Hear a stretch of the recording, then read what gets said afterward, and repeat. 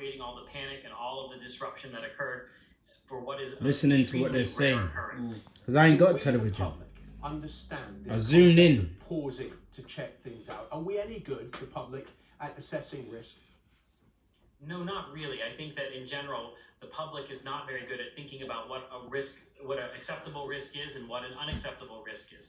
And I fear that this pause, even after the FDA does its review and they say this is something that is rare, that this is something where the risk is justified because the benefit of the Johnson & Johnson vaccine is so great, many people are going to forget all of that. They're just going to remember another bad headline about the Johnson & Johnson vaccine, another bad headline about COVID-19, and it's going to add to vaccine hesitancy, and people are going to be put off the vaccine, and I think we'll all suffer for this. I don't know if you've done the numbers. Is it more likely for a person to get run over in a car accident on the way to a vaccine than it is for them to get sick from the vaccine itself? That's what's being said. It's definitely more likely that you get into a car accident. I don't know about getting run over by a car, but yes, we take a lot of risks every day, every time we step out the door, every time we take The screen is blinking on my phone. ibuprofen or acetaminophen to take for our coughs and colds.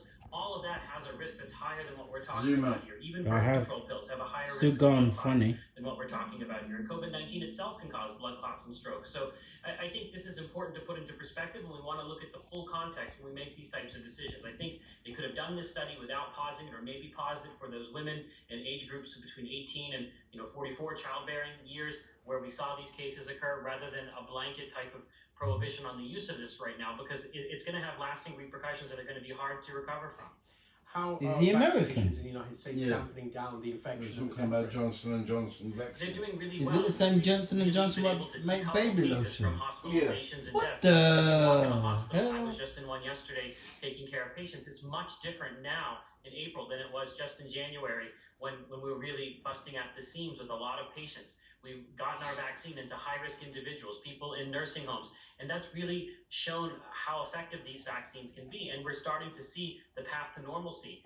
Every day, we have millions of vaccine doses going into people's arms, and people get their lives back by getting vaccinated. And I think this is going to be very important because we're no longer really supply constrained. We have a lot of vaccine now. Now we're becoming demand constrained.